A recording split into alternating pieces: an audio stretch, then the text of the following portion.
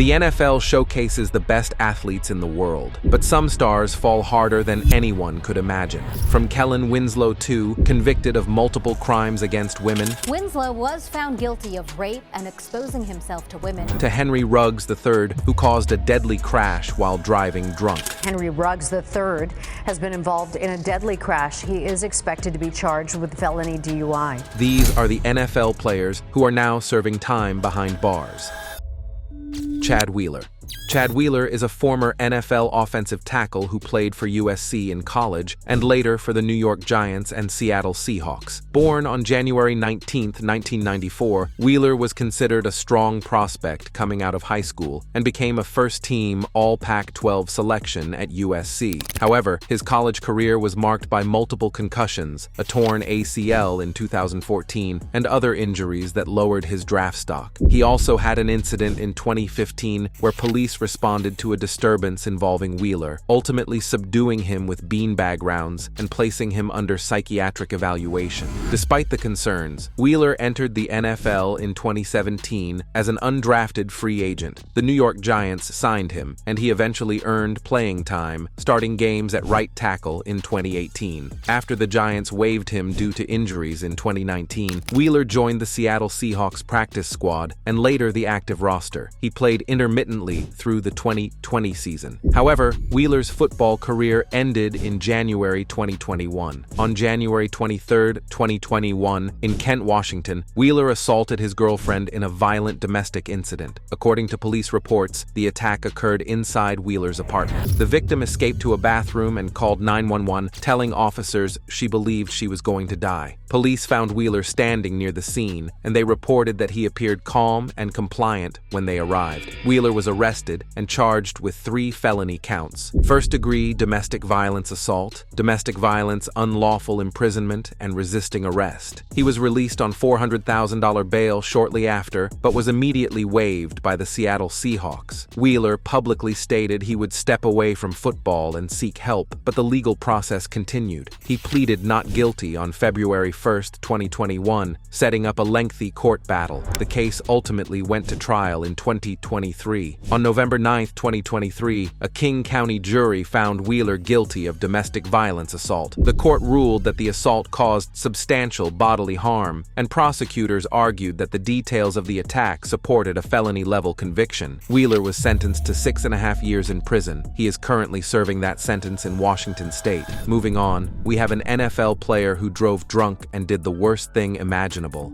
Henry Ruggs III.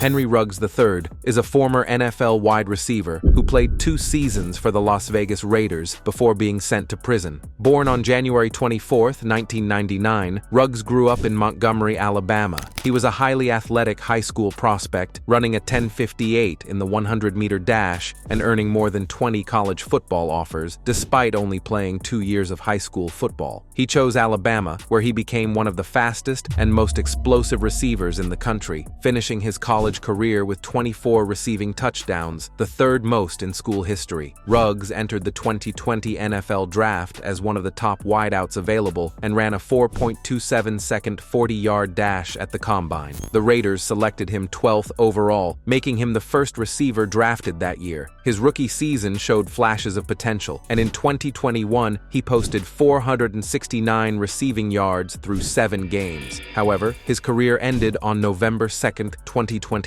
Around 3:39 a.m. in Spring Valley, Nevada, Ruggs was driving a Chevrolet Corvette with his girlfriend in the passenger seat. Police later confirmed that Ruggs was traveling 156 mph before impact. His blood alcohol content, taken 2 hours after the crash, measured 0.161%, more than twice Nevada's legal limit. Ruggs slammed into the back of a Toyota RAV4 driven by 23-year-old Tina Tintor. The collision caused the SUV to erupt in flames. Tintor and her dog died inside the burning vehicle. Ruggs and his girlfriend survived with non-life-threatening injuries. After being released from the hospital, Ruggs was booked into the Clark County Detention Center and charged with DUI, resulting in death and reckless driving. The Raiders released him the same day. During initial court appearances, Ruggs' legal team argued over the admissibility of the blood test. Prosecutors pushed for a plea deal, concerned that if the blood evidence was thrown out, Ruggs could avoid the DUI felony charge entirely. But Ruggs pled guilty to felony DUI resulting in death and misdemeanor vehicular manslaughter. On August 9, 2023, Ruggs was sentenced to 3 to 10 years in Nevada State Prison and will be eligible for parole in 2026. Next, we have an NFL player who was convicted of multiple crimes involving women. Kellen Winslow II.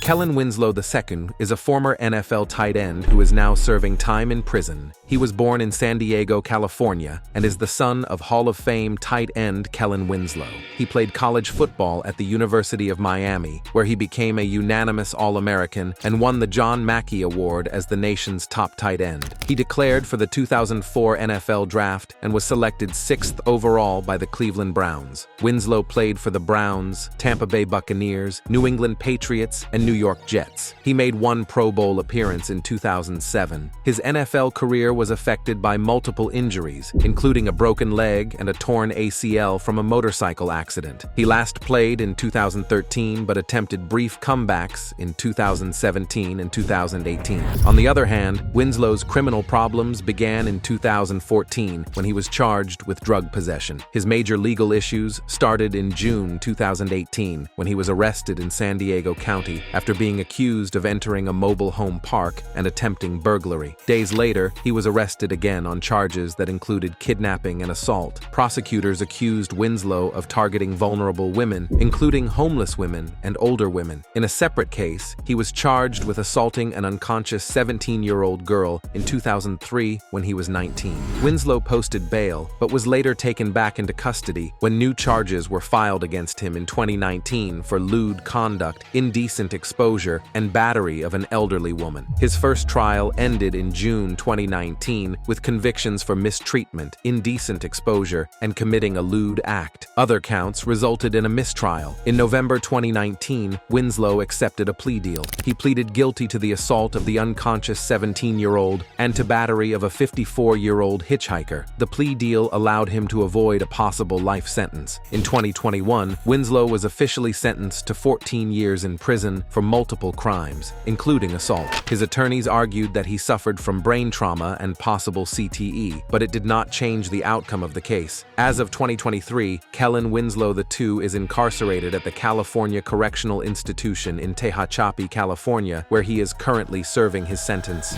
On the other hand, this next NFL player is in jail for plotting the murder of a millionaire. Eric Naposki. Eric Naposki is a former NFL and World League linebacker. He was born in Tuckahoe, New York, and played high school football at multiple schools before earning a scholarship to the University of Connecticut. He left the team after a dispute with coaches, but later returned to complete his degree. He entered the NFL as an undrafted free agent in 1988 and briefly played for the New England Patriots, Indianapolis Colts, New York Jets, and Dallas Cowboys. Most of his professional success came in the World League of American Football, where he played 4 seasons with the Barcelona Dragons and helped them win the 1997 World Bowl. On December 15, 1994, Bill McLaughlin was murdered inside his gated Newport Beach home. The murder went unsolved for 15 years. In 2009, investigators arrested Naposki in Connecticut and charged him with the murder. Prosecutors said Naposki carried out the murder with McLaughlin's girlfriend, Nanette Johnston, who was also Naposki's secret lover at the time. The motive was financial. Johnston stood to collect more than $2.5 million from McLaughlin's life insurance and savings if he died. According to the prosecution, Johnston managed McLaughlin's finances, lived in his luxury home, and maintained a hidden relationship with Naposki. Evidence showed that Naposki worked as a bouncer only a few hundred yards from the murder scene, giving him access and opportunity. The case was largely circumstantial. No murder weapon was ever found, and there were no fingerprints, DNA, or eyewitnesses. In July 2011, an Orange County jury convicted Naposki of first-degree murder with special circumstances for financial gain and personal use of a firearm. He faced the death penalty, but prosecutors did not pursue it. He was sentenced in August 2012 to life in prison without the possibility of parole. Johnston was also convicted and received the same sentence. Naposki has continued to maintain his innocence. His appeals have argued that the 15-year delay in filing charges cost him evidence that would have supported his alibi. In 2014, The appellate court rejected his appeal, ruling that there were no errors that would overturn the conviction. As of today, Eric Naposki is incarcerated at California State Prison Corcoran, serving a life sentence with no parole. Up next, we have an NFL player who ran a massive fraud scheme. Robert McCoon.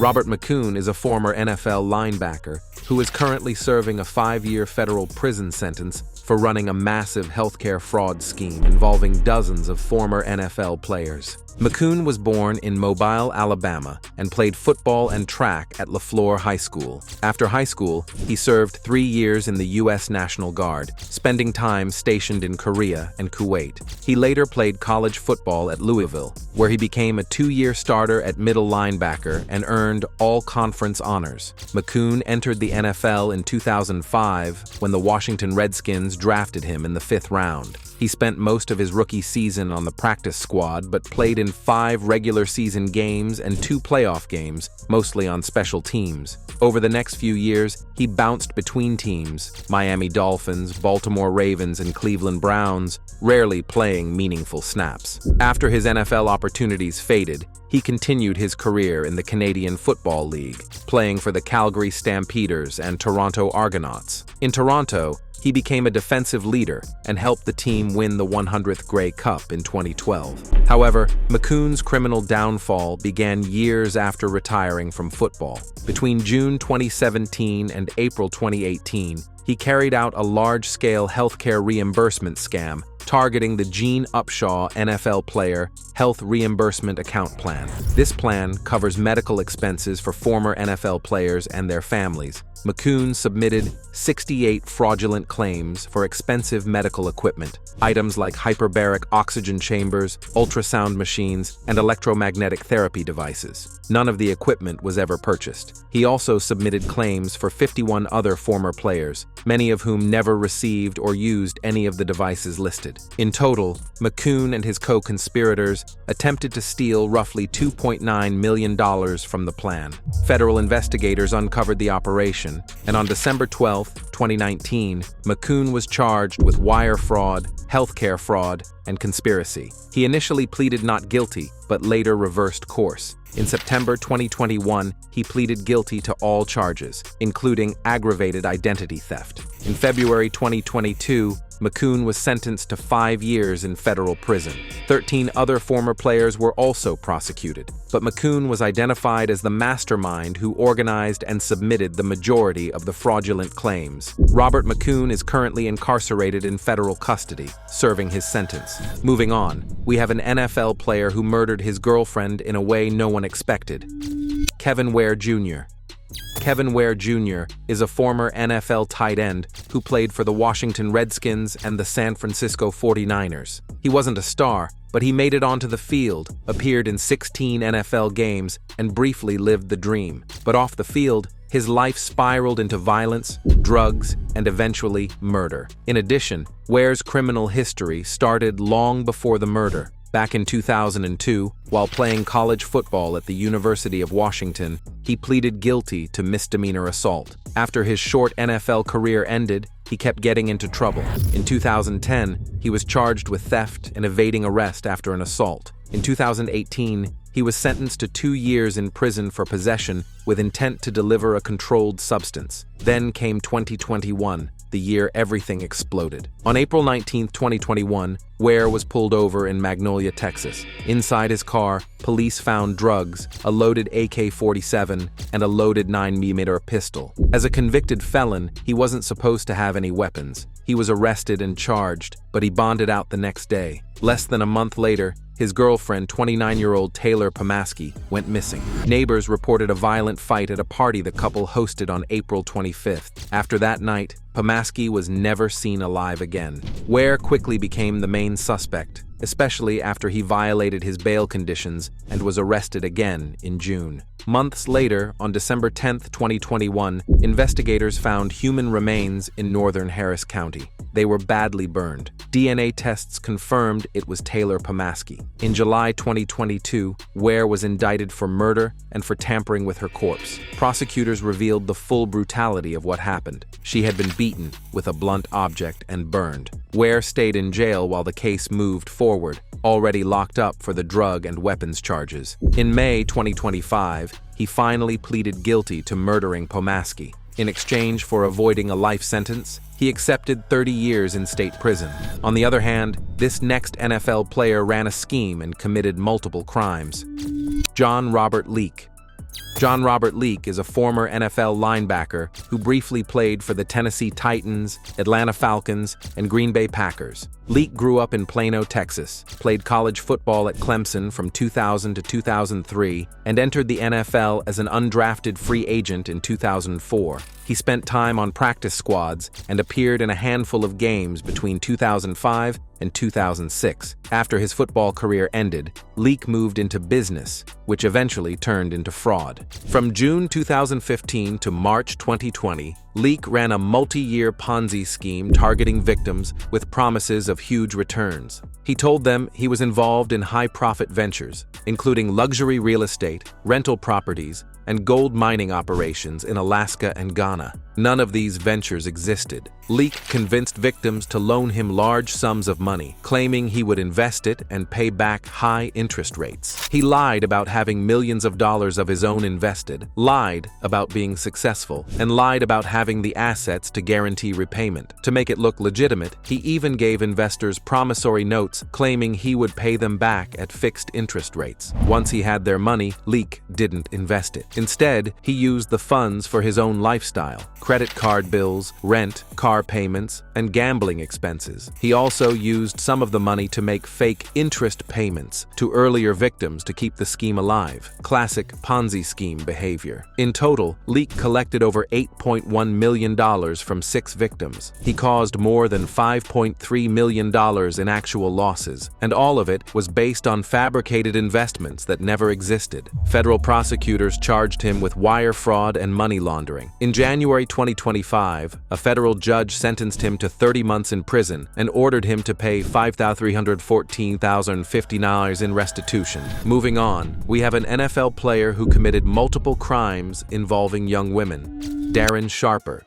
Darren Mallory Sharper is a former NFL safety who spent 14 seasons in the league, playing for the Green Bay Packers, Minnesota Vikings, and New Orleans Saints. A 5-time Pro Bowler and 2-time first-team All-Pro, Sharper ranks 6th all-time in interceptions and tied for most defensive touchdowns in NFL history. Sharper grew up in Virginia and excelled in both football and academics at Hermitage High School. He played college football at William & Mary, setting school records with 24 career interceptions and over 1,000 punt return yards. Drafted in the second round of the 1997 NFL Draft by the Packers, Sharper became one of the league's top defensive backs, culminating in a Super Bowl XLIV win with the Saints in 2010. Off the field, Sharper's criminal history is severe. Beginning in 2011, he assaulted multiple women at parties, nightclubs, and private residences across California, Arizona, Louisiana, and Nevada. Using prescription sedatives mixed with alcohol,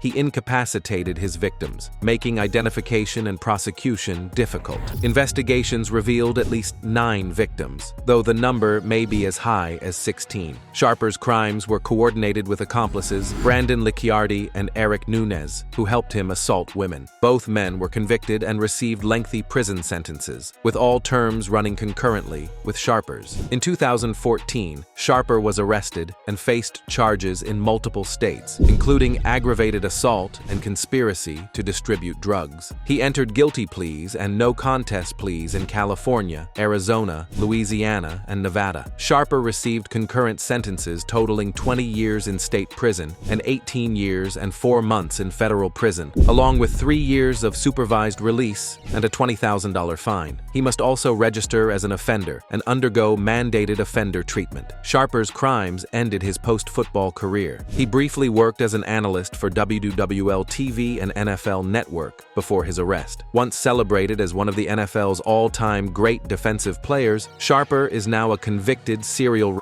incarcerated at FCI Elkton with a scheduled release in late 2028. Next up, we have an NFL player who is behind bars for the murder of a 5-year-old child, Sierre Wood.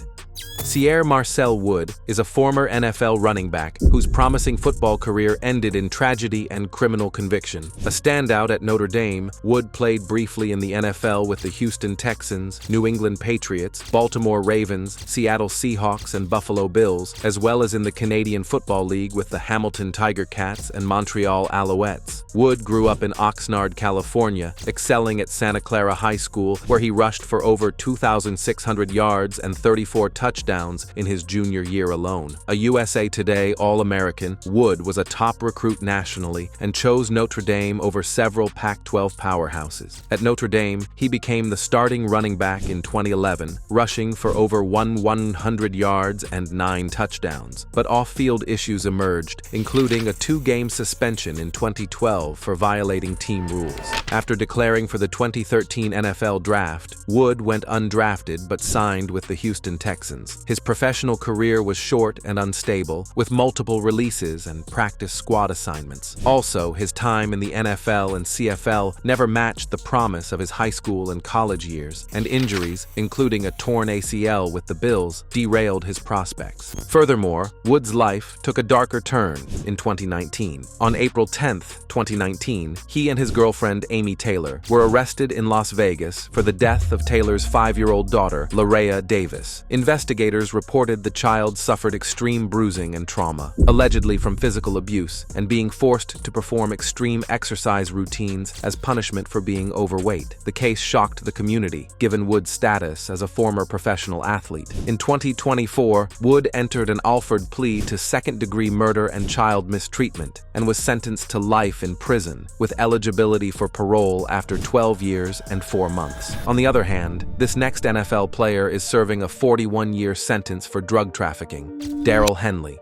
Darrell Keith Henley was a rising star in the NFL, a cornerback for the Los Angeles Rams, whose talent at UCLA earned him consensus All-American honors in 1988. Drafted in the second round of the 1989 NFL Draft, Henley quickly became a key player in the Rams' secondary, playing 76 games and recording 12 interceptions. But Henley's off-field choices would eclipse his on-field accomplishments. By the early 1990s, Henley became entangled in a nationwide drug trafficking ring, operating out of his home in Brea, California. He used his celebrity status to recruit associates, including former Ram cheerleader Tracy Donahoe, to transport suitcases of drugs across the country. His criminal activities forced him to miss the final 11 games of the 1993 season, although he still collected his $600,000 salary. Despite returning to the Rams briefly in 1994 under court restrictions, Henley's contract eventually expired. Where he might have secured a multi-million-dollar NFL deal, his future instead spiraled into legal disaster. In March 1995, Henley and 4 co-defendants, including his uncle, were convicted of drug conspiracy and possession charges, a conviction that marked the beginning of his long descent from NFL star to convicted felon. While awaiting sentencing in a Los Angeles jail, Henley escalated his crimes. Authorities discovered he had conspired to murder his trial judge, Gary L. Taylor, and witness Tracy Donahoe, arranging the plot from behind bars and bribing a jail guard to smuggle in a cell phone. Henley's actions shocked the judicial system and painted a picture of a man who had become more dangerous in custody than out. In back-to-back federal hearings in March 1997, Henley was sentenced to 41 years and 3 months in prison to be served in maximum security facilities, ensuring he would remain behind bars until at least his mid-60s. Judge James Eidemann described Henley as a hardened criminal who needed 24-hour confinement, while assistant U.S. attorneys stressed that the sentence was harsh but appropriate given the scale and audacity of his crimes.